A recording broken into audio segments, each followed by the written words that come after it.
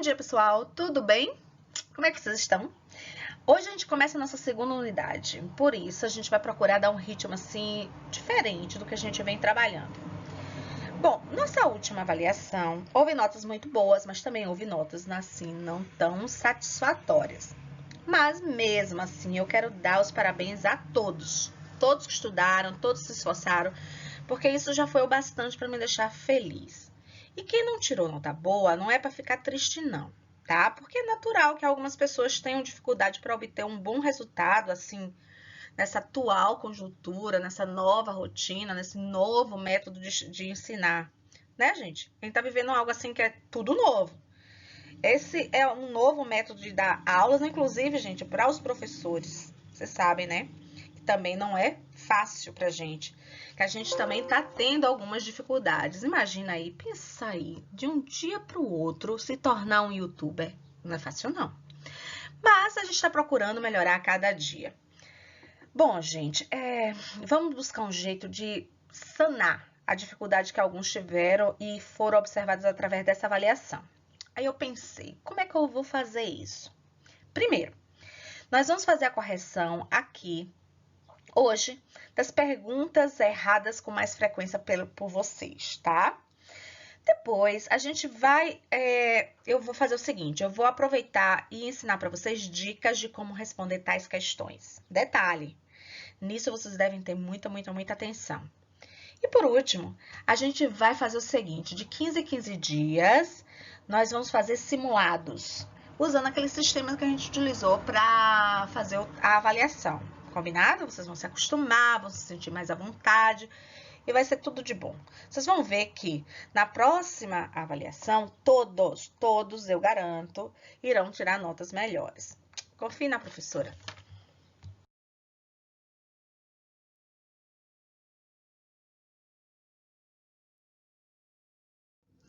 No livro de vocês, na página 48, traz um personagem novo, um personagem de história em quadrinhos, e o nome dele é Baldo, que é esse menininho aqui. Na verdade, é um jovem de 15 anos, um adolescente. E a menina aqui, que vocês estão vendo, o nome dela é Grace. Grace, ela é apaixonada por Frida Kahlo, que vocês vão conhecer Frida Kahlo no ano que vem. É uma pintora mexicana e que faz parte desse universo de espanhol, tá bom? Baldo é um personagem relativamente novo, porque ele foi criado em 2000. Foi criado por Canto, né? Hector Canto, que é o escritor, e ilustrado por Carlos Castellano, tá certo? Baldo, a única coisa que lhe interessa são as garotas e os carros, enquanto Grace adora a escola. Tá, gente? Olha, aqui só foi mesmo para vocês conhecerem esse personagem. Lá no livro não tem essas tiras aqui. Tem o mesmo personagem numa outra situação. Vou deixar como surpresa para vocês. Porém, se tiverem dúvida, o professor está no Zap, podem perguntar a qualquer momento que a gente vai estar lá para lhe ajudar. Lá a gente vai trabalhar com gramática, com verbo no condicional e eu vou explicar melhor sobre isso mais à frente. Galerinha, agora vocês vão abrir o livro na página 45. Vamos lá. Tô esperando. Pegaram? Abriram? Pois é, o que vocês vão fazer aqui? Vocês vão escutar o diálogo e contestar. O que é contestar? Quer dizer, responder as perguntas. Quais são as perguntas? Por que Carlos está vivendo em Lisboa? Ele vive cerca do centro da cidade ou lejos? Lembra aí o que é cerca? O que é lejos? Cerca é perto, lejos é longe. Como se translada Carlos? Como é que ele se muda? Como ele se transfere? Então, gente, ao escutar esse texto, vocês vão observar em que contexto ocorre a situação. Porque nós vamos explorar ali as expressões coloquiais. O que são expressões coloquiais? As expressões são normais, são do dia a dia, faz parte da nossa rotina, né? Em conversações informais e por formar parte da oralidade. Então, existe muitos equivalentes para ela, inclusive na própria língua espanhola. Então, o que a gente vai fazer? A gente vai tentar encontrar algo equivalente ao português. Por exemplo, quando ele diz assim, que casualidade, o que ele quer dizer com isso? Ele quer dizer que coincidência. Quando ele fala lá no texto, vou tirando, e tu? Vou repetir, vou tirando, e tu? Vou tirando quer dizer, vou levando a vida, vou levando. E você? Sí, como no, quer dizer, com certeza, né? Estupendo, quer dizer, maravilhoso. Tipo, vale. Ok, tudo bem. Entenderam? Vamos lá, façam a atividade de vocês. Qualquer dúvida, é só me perguntar. Galerinha, agora vamos para o assunto. E olha só que eu já vou aproveitar para chamar a atenção de vocês. Olha, a professora deu o assunto hoje.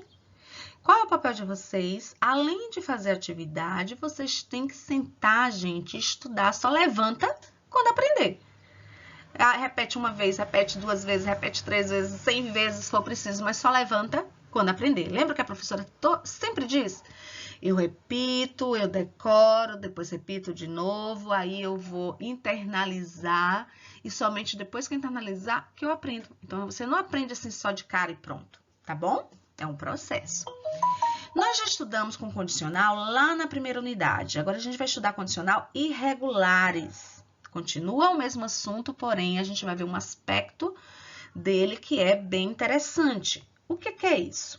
Os verbos regulares, como nós já vimos, são aqueles que a gente utiliza o mesmo radical em todas as pessoas e a gente usa a mesma terminação em todas as pessoas, certo? No caso dos condicionais, ele tem uma lista bem grandinha aqui, ó, de verbos que são irregulares. Mas eu quero chamar a atenção para vocês que a irregularidade tem uma situação própria, que é o seguinte: ele se modifica no radical e não na terminação.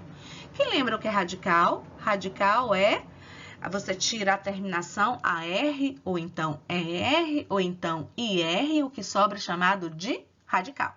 Então, o verbo aqui, veja, acompanhem comigo, o verbo é desci.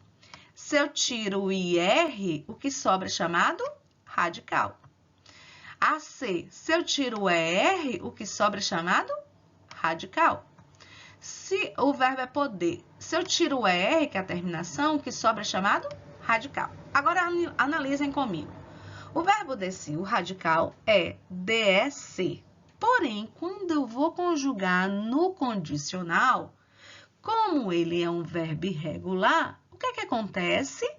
Esse radical se transforma, ele fica diferente. Então, veja, vai ficar DIR e não DEC, tá bom? Então, veja, o verbo desci você vai conjugar eu diria, tu dirias, ele diria e não eu desceria, tu desceria, tá? Isso é uma irregularidade. Repetindo, a irregularidade é própria nesses verbos. Por quê? Porque o seu radical se modifica. O verbo é AC. O radical é HAC. Então, quando eu vou conjugar, esse radical que deveria ser o HAC vira AR. HAR. E não é aceria, e sim aria. Poder vai virar podria, não podia, e sim podria. Isso é uma regularidade, porque a gente colocou o R aqui, ó. Tá? Diferente do português, que a gente diria, eu poderia fazer isso. Em espanhol, você vai falar, yo podría, e não poderia. Repito, yo podría, e não poderia. O poner vira pondri. Gente, eu quero chamar a atenção nisso aqui, ó. Cara de pegadinha, vejam. Podria não tem um N do verbo poder. O verbo poner tem um N, então vai ficar pondria. Olha o N ali. Querer vira queria. Saber vira sabria. Salir vira saldria. Tener vira tendria. Benir vira bendria. Valeu? Agora, galerinha, vamos colocar em prática o que a gente já aprendeu? Vamos lá? Pronto, acompanha aqui com a professora. O primeiro passo é saber quais são os verbos que são irregulares no condicional, tá? Existe uma listinha que vocês têm que aprender. Quais são eles? O verbo benir, que significa vir. O verbo salir, que significa sair, poder. AB significa haver. AC, fazer. Tener, ter. Poner, por. Saber, querer. Desci, dizer. O que acontece? Acontece que esses verbos vão sofrer uma irregularidade, como é mesmo que eu terminei de explicar. A irregularidade vai estar aqui, ó, no radical. E não aqui, ó, na terminação. Acompanhe. Então, onde está a irregularidade? Responda aí. No radical. E onde não acontece a irregularidade? Na terminação. O que isso significa? Significa que vocês devem começar, como eu já disse, primeiro a gente decora e depois a gente repete, depois a gente internaliza e somente aí é que a gente aprende. Então, vocês precisam começar decorando essas terminações. Gente, isso aqui é como uma fórmula mágica. Aprendi isso, eu posso conjugar qualquer coisa com ele, tá? Então, qualquer verbo, em todas as pessoas, eu vou usar essa formulazinha aqui. Ele não vai mudar se ele é regular, ele não vai mudar se ele é irregular, vai ser sempre essa forma. Basta vocês aprenderem isso, ó, gente. Aprendi isso. Pronto. Isso significa o quê? Que eu posso conjugar qualquer verbo. Pronto.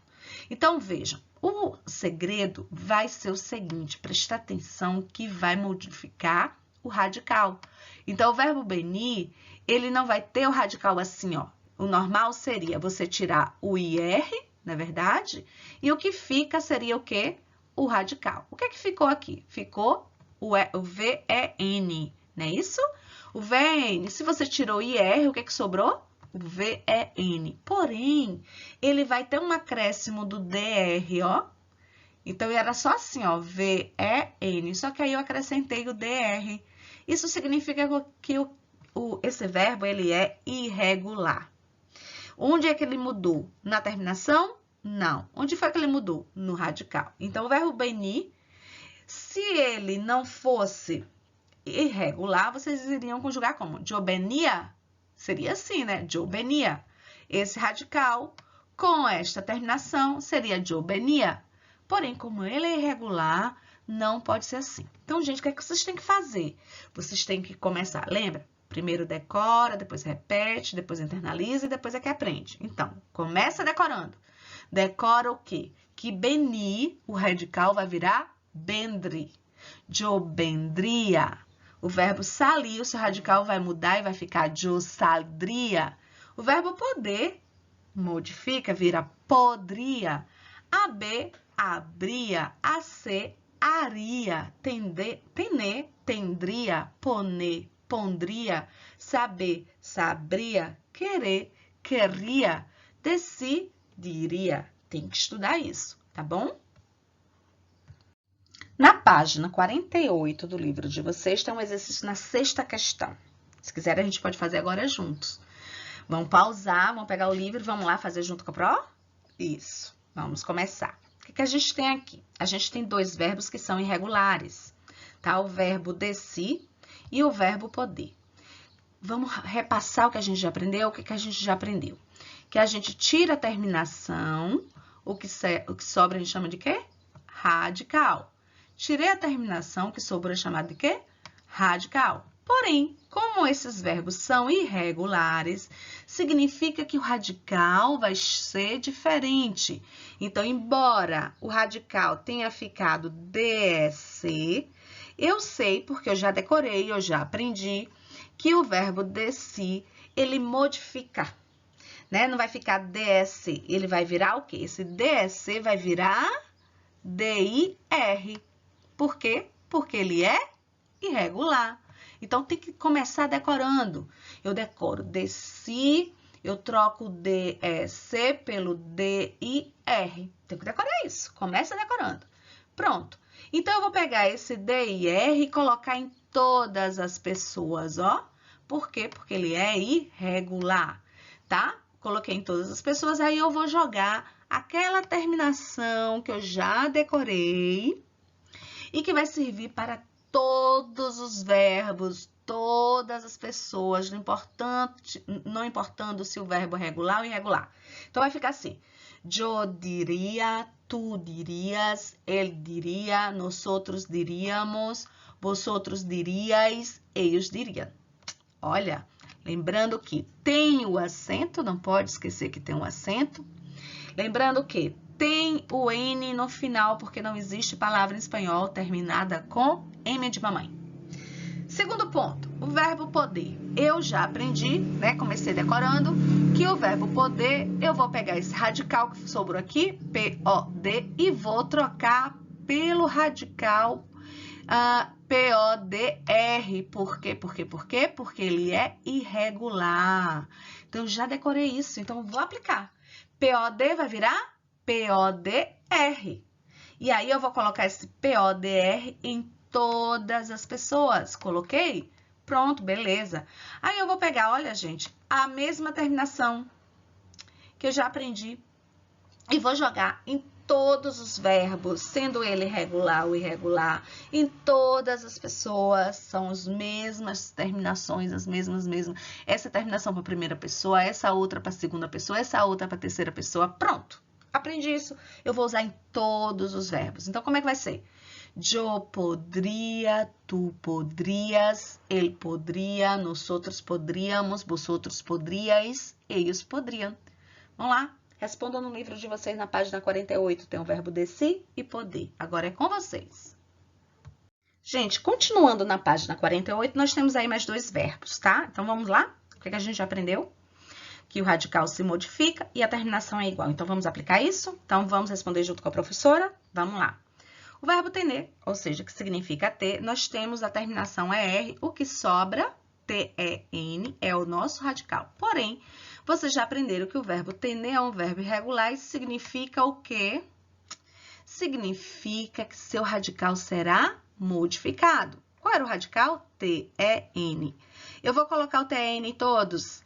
Eu vou colocar o T-E-N mais o D-E-R. Por quê? Porque ele é irregular, então ele se modifica.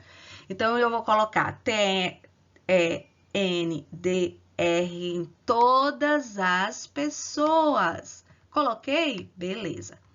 Agora eu faço o quê? Agora eu vou acrescentar aquela fórmula mágica. Qual é a fórmula mágica? As terminações, gente. Não importa se o verbo é regular, não importa se o verbo é irregular. As terminações serão as mesmas. Vejam. Ia, ias, ia, íamos, ias, iam. Veja que é igualzinho aqui no outro verbo, ó. Por quê? Porque não muda a terminação, muda o radical. Então, eu vou conjugar. Yo tendría, tú tendrías, él tendría, nosotros tendríamos, vosotros tendríais, ellos tendrían. O que vocês devem observar? Que o tendria tem um acento e ele termina com N no final e não M, porque não existe palavra em espanhol terminada com M. E o verbo ser vai ficar como? Eu tiro a terminação R, o que sobra H-A-C. Ele também é irregular, isso significa que eu vou modificar o seu radical. Em vez de escrever A-H-A-C, eu vou escrever H-A-R. Houve essa modificação, porque ele é irregular. Eu não escrevo o que, crianças? H-A-C. O que é que eu escrevo? H-A-R. Onde? Em todas as pessoas. Todas. Repito esse H-A-R em todas as pessoas e acrescento a fórmula mágica. Qual é a fórmula mágica? A terminação, que é a mesma para todos os verbos, não importando se ele é regular ou irregular. Quais são? O ia, ias, etc. Então, vai conjugar como? Yo haría, tú harías, él haría, nosotros haríamos, vosotros haríais, ellos harían. Observe que tem também o acento em todas as pessoas, que também termina com N no final, porque não existe palavra em espanhol que termine com N no final. Então, gente, olha, com relação a essa irregularidade dos verbos no condicional, vocês perceberam que, na verdade, acontece a mesma coisa que acontece em português? Olha só, eu não poderia falar em espanhol yo hacería, né? Como é que eu devo falar? Yo haría. Em português também, eu também não posso dizer yo... Em português é eu, né? Eu fazeria, tu fazerias. Como é que a gente fala em português? Eu faria, tu farias. Viram? A dica que eu dou é que vocês aprendam assim. Olha, o verbo é tener. Então, como é que eu vou já conjugar? Tendria. E ele vai servir como gancho para todo o restante. certo? Vai dizer assim, eu tendria, tu tendrias, ele tendria. O verbo é poner, você já aprende. Vai virar pondria, eu pondria, tu pondrias, ele pondria, nós outros pondríamos.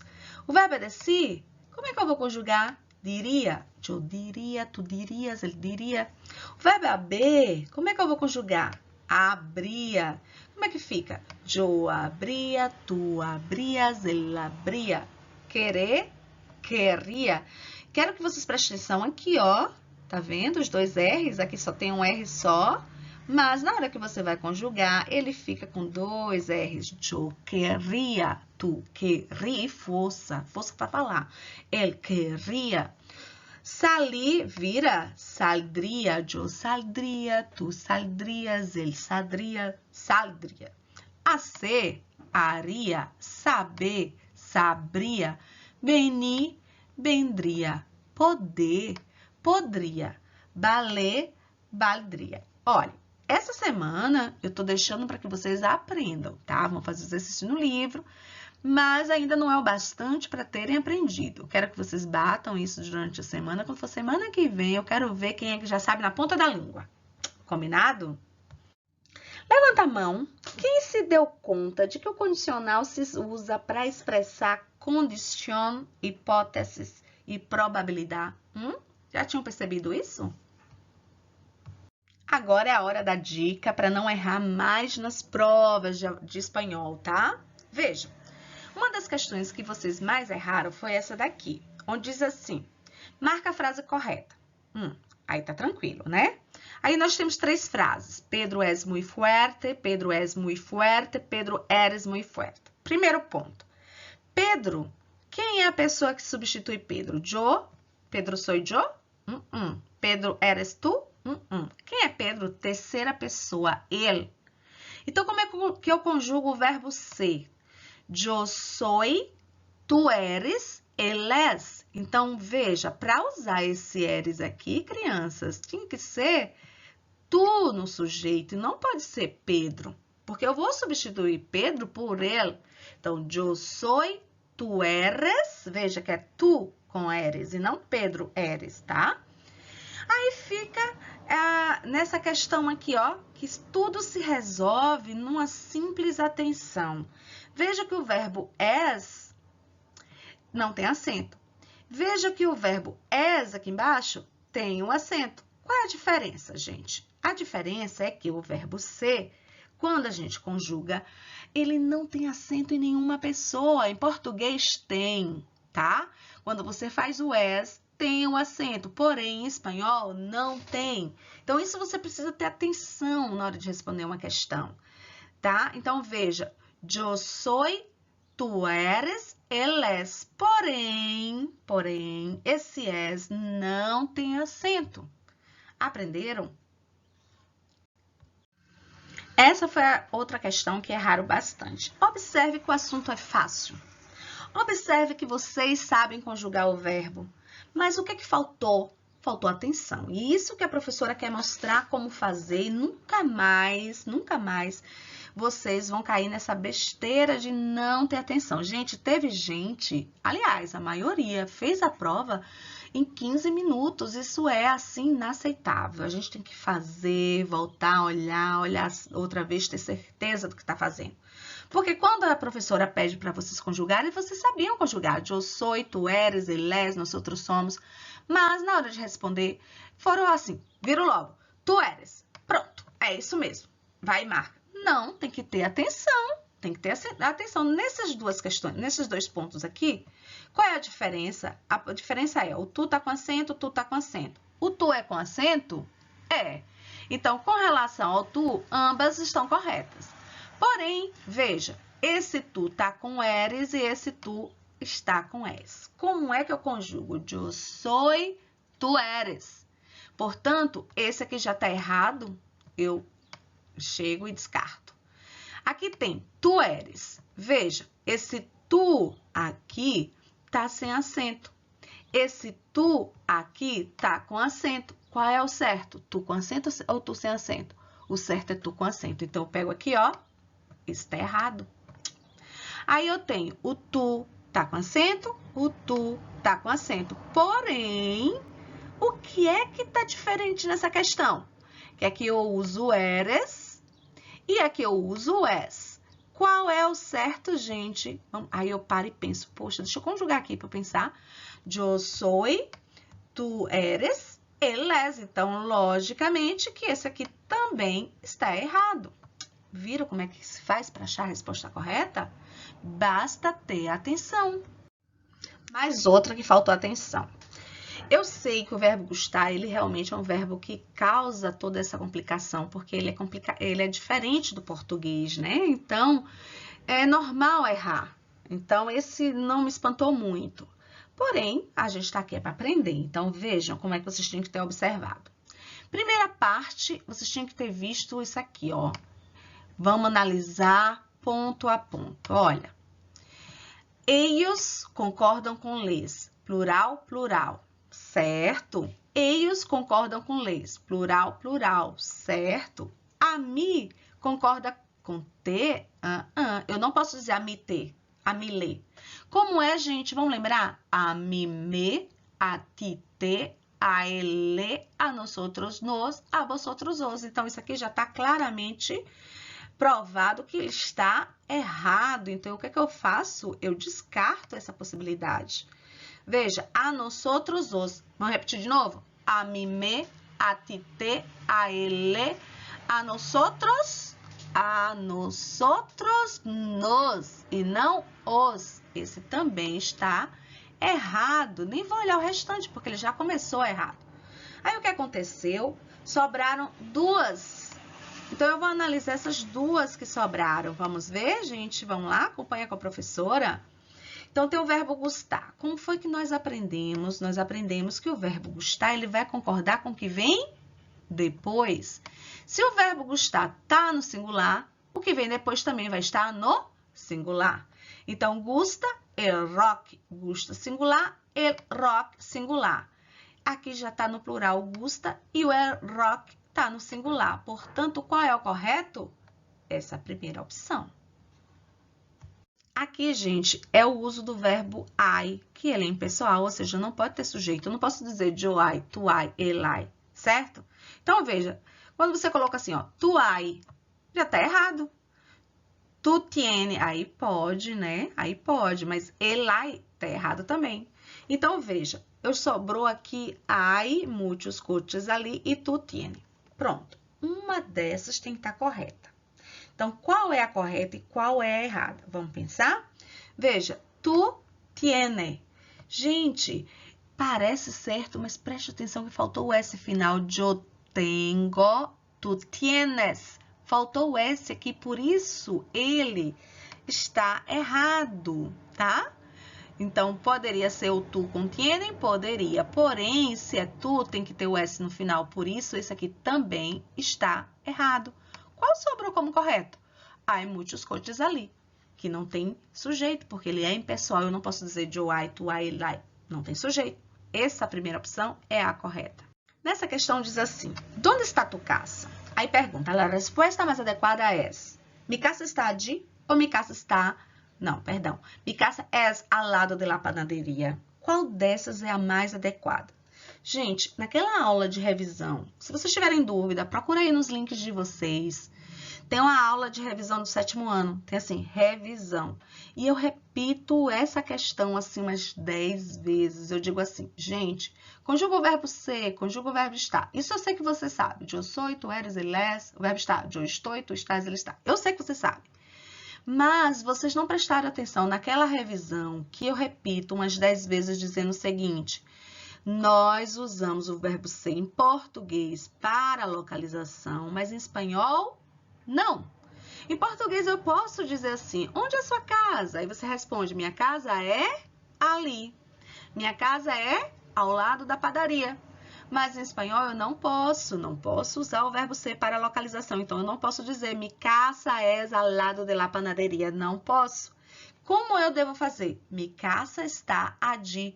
Essa é a única diferença em relação ao uso do espanhol e do português quando você conjuga o verbo ser e estar. Única. O resto é igual. Repetindo, o que é que eu não posso? Eu não posso usar o verbo ser para indicar localização em espanhol. Gente, o ponto-chave dessa questão tá aqui, ó. E vocês têm a mania de não lerem tudo. E eu já coloquei de propósito para que vocês aprendessem para a vida. A gente tem que aprender a ler tudo, tudinho mesmo, tá? Então, se vocês tivessem lido com atenção, vocês teriam visto que eu quero a resposta errada, o que tem algum erro nela. Então, vejam, aqui tem hay alguien allí, o alguien, tá correto? Me parece que há algum dicionário. E aqui tá o ponto-chave, ó. A gente aprendeu que a palavra alguno, ele sofre o apócope antes de substantivo. Substantivo é dicionário. Então, o que aconteceu? A gente tirou o ao final, porque ele está antecedendo ao substantivo. Então, fica algum dicionário. E não pode o quê? Algum no dicionário, que vai acontecer exatamente embaixo. Então, ele teria que ter perdido esse O aqui, tá vendo? Então, essa é errada porque ela não sofreu o apócope onde deveria ter sofrido, tá certo? O nade, adi tá correto, ninguna tá correto, porque o ninguna aqui ele não sofre apócope, né? Feminino singular e não está antecedendo a nenhum substantivo. Então, já terminando a aula, o que é que vocês vão fazer? Vocês vão abrir o livro na página 45, vão ouvir o diálogo e responder as questões. Facinho assim. Na página 48, vocês vão responder juntamente com a professora aí. A professora já ensinou como fazer. Não esquecendo, gente, de estudar os verbos de si, poder, tener e a ser. Ó, levanta a mão aí e promete a pró. Prometo que vou estudar. Promete? Repete aí comigo. Prometo que vou estudar. Gente, eu sei que vocês estão estudando para avaliações. Lógico que vocês têm que priorizar as avaliações. Porém, vocês estão me prometendo, quando sobrar um tempinho, vocês vão estudar esses verbos. Combinado? Bom, terminamos nossa aula por aqui. E não se esqueçam de se inscrever no canal e comentar aí embaixo para saber quem está acompanhando a aula, tá certo? Beijinho, abraços e hasta luego!